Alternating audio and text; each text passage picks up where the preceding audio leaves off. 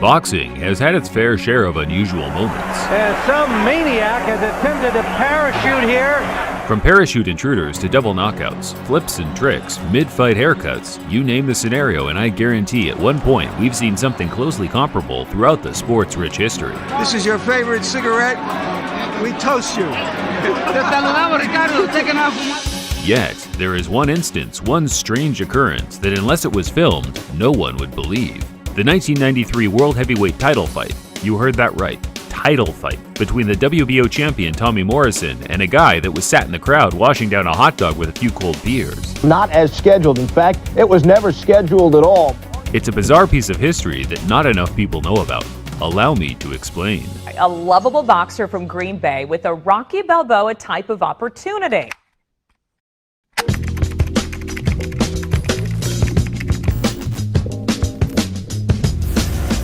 Some of you might be wondering why I didn't just cover this in my Tommy Morrison's Greatest Hits video from a few months back, and the truth is, I was planning to, but once I looked into the fight with a bit more detail, it was clear a 1 or 2 minute segment wasn't going to cut it.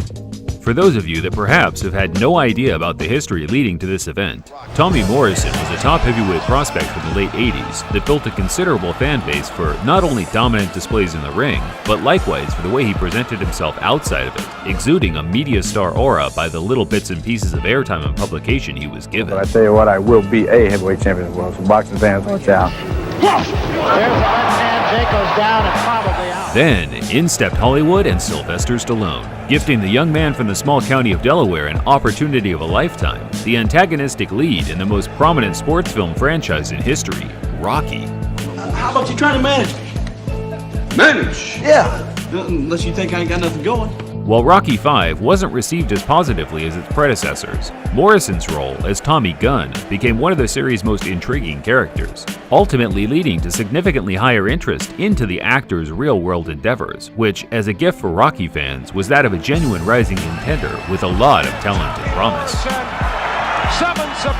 Tommy the Duke Morrison comes to boxing naturally. Now boxing big shot Bill Caton is grooming Tommy for a shot at heavyweight champion Mike Tyson. And it could be the grudge match of the century. Morrison did go through bumps in the road as all boxers do. Nevertheless, his hard work and dedication was rewarded in June of 1993, defeating the legendary George Foreman for the WBO title in what was Tommy's most irreproachable performance to date. Good combination from Morrison. A punch-perfect display put Tommy in the direct firing line for a showdown with the consensus #1 heavyweight in the world, Lennox Lewis. Yet, as is often the case for newly crowned champs, a scheduled homecoming fight was put into place a mere 2 months later, where Tommy would face off with the Ring's 1986 Prospect of the Year, Mercury Mike Williams. Show him a good jab, constant good jab. I'm going to push him back. I'm going to make him go back. As you can see here, ESPN had the pre-fight feature playing for the home viewing audience. However, while the tape played, the crew behind the scenes scurried as they feared a complete collapse in the event as Tommy's scheduled opponent Mike Williams refused to leave his dressing room after, according to top-ranked promoter Bob Arum, declining to take a pre-fight drug test. There were various theories as to why Williams refused to fight, but it mattered very little in the heat of the moment. They needed someone to get in the ring, because as much as the home crowd loved Tommy, they weren't prepared to pay $20 to watch him shadow box. From his dressing room, Morrison announced that he would refund all the paying customers in attendance, and once that news hit the crowd, one man took it upon himself to make sure that the show continued. Hello everybody from Green Bay, I love you mom and dad and everybody, hey? All right, Meet the doughboy Tim Tomaszek, a local heavyweight gatekeeper of sorts that had been around the block and primarily used as a stepping stone for legitimate rising contenders such as Franz Botha and Seamus McDonough. Coming out a window. McDonough with a combination in the right hand sends Tomaszek down. Despite his inconsequential stature in the division, Tomaszek had already made a name for himself among the hardcores as an easygoing goofball, someone that if he didn't have a long list of victories on his record, you would think is a paid actor or a comedian of sorts. Family, but the doughboy, he's a tough kid. You've seen him before on TV, you've done some of his fights.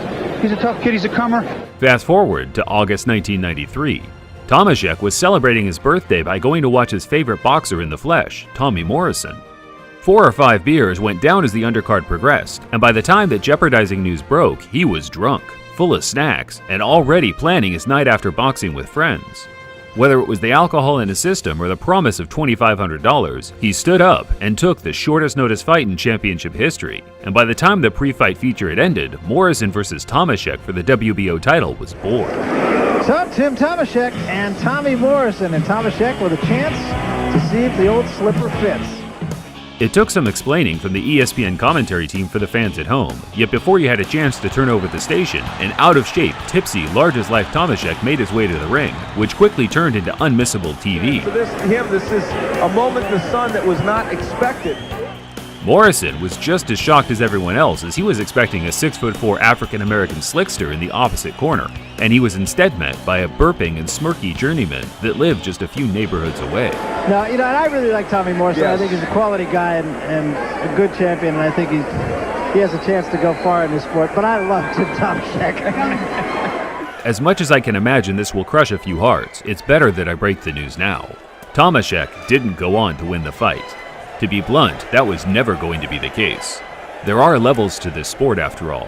That's not to say the Doughboy didn't have a few tricks up his sleeve. Because he knows that hook is Tim's getting his moment here, isn't he? And meanwhile, Tommy Morrison's starting to whack him with left hook. Tomaszek's going to make him mad, but the pro-Morrison crowd didn't respond to the antics as I'm sure Tomaszek would have wanted. Tommy himself sure as hell didn't appreciate it, as he frustratedly beat his man to the ground in the fourth round. Double left hand again. That hurt Tomaszek. And down goes Tomaszek on the barrage of punches. Although Tim looked like he was still enjoying himself, his corner called a halt to the action, which led to one of the most unusual post-fight interviews I've ever seen.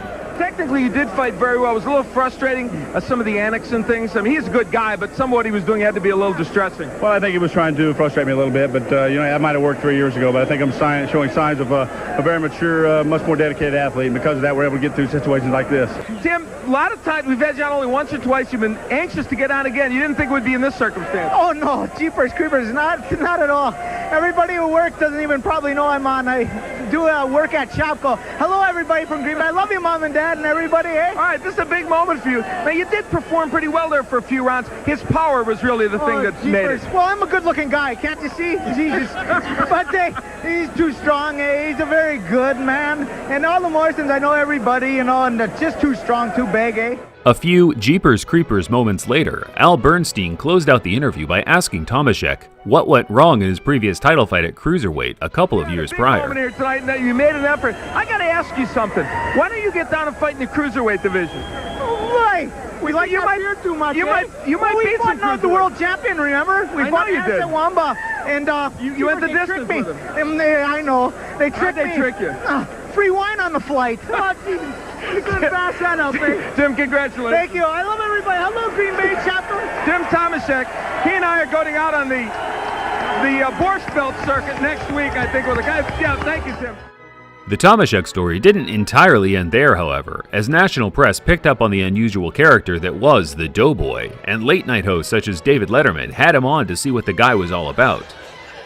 Well, our next guest spends most of his time working at the Shopko. If there's one thing this interview proved, it was Tomaszek might have fought Morrison drunk, but his post-fight interview was a sober representation of his peculiar personality. Do you want to fight Tommy Morrison? And I've been through this many times, so I go, Jeepers, I don't want to, fight him. It's not going to come through. Yeah. So all of a sudden he goes, yeah, well. So all of a sudden, Jeepers, I have to miss the tailgating and the whole works. If you want to know more about Tommy Morrison's story, I'd recommend my video from a few months back. As for Tomaszek, I searched long and hard for fight films to show you guys more clips, particularly post-fight interview clips, but to no avail. Tomaszek, ladies and gentlemen, we got to go. We'll see you tomorrow. A few years after the Morrison bout, Tomaszek retired, where today he resides as a local cult hero in a small Wisconsin town. For those interested, there are a few bits of recent media on YouTube that shows he hasn't changed much almost 30 years later. A lot of women saying they saw you fight. Ain't one to brag, Yeah. That's why I'm still single. Nice. Until next time, this was Classic Recaps here on BLTV Extra. I've seen everything now. A boxer who says after being beaten to a pulp, Jeepers Creepers, not at all. Jeepers. So all of a sudden, Jeepers, the thing that made it. Jeepers. It's Jeepers. Oh, Jeepers. No, Jeepers. Jeepers. But yeah. One word Jeepers, and I'm going to have to take away a point.